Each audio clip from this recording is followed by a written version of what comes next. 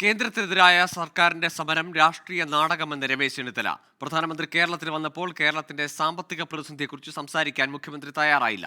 ലക്കിൻ ലഗാനുമില്ലാതെ കടം വാങ്ങി കൂട്ടിയതിന്റെ ഫലമാണ് കേരളത്തിന്റെ സാമ്പത്തിക പ്രതിസന്ധിയെന്നും ഡിവൈഎഫ്ഐയുടെ മനുഷ്യച്ചങ്ങല നാടകമെന്നും രമേശ് ചെന്നിത്തല കുറ്റപ്പെടുത്തി.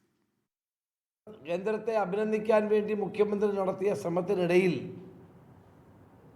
പ്രധാനമന്ത്രിയുടെ സാന്നിധ്യത്തിൽ കേരളത്തിലെ സാമ്പത്തിക പ്രതിസന്ധിയെപ്പറ്റി എന്തുകൊണ്ട് സംസാരിക്കാൻ അദ്ദേഹം തയ്യാറായില്ല? അപ്പോൾ ഇത് കേവലം ഒരു രാഷ്ട്രീയ നാടകമാണ്. പാർലമെൻറ്റ് തെരഞ്ഞെടുപ്പ് അടുത്തു വരുന്നു എന്നുള്ളത് കൊണ്ട്, സർക്കാരിൻ്റെ നേട്ടങ്ങളൊന്നും പറയാനില്ലാത്തതുകൊണ്ട് കേന്ദ്രവിരുദ്ധ സമരവുമായി ഇറങ്ങുകയാണ് ഇവർ ചെയ്യുന്നത്. ഇപ്പോൾ ഇടതുമുന്നണി നടത്തുന്ന മനുഷ്യച്ചങ്ങലയാണെങ്കിലും മറ്റ് സമരപരിപാടികളാണെങ്കിലുമെല്ലാം പാർലമെൻറ്റ് തെരഞ്ഞെടുപ്പിൽ സർക്കാർ നേട്ടങ്ങൾ ഉന്നയിച്ചുകൊണ്ട് ജനങ്ങളെ സമീപിക്കാൻ കഴിയാത്തതുകൊണ്ട് നടത്തുന്ന വെറുമൊരു നാടകമായി മാത്രമേ നമുക്ക് കാണാൻ കഴിയുള്ളൂ.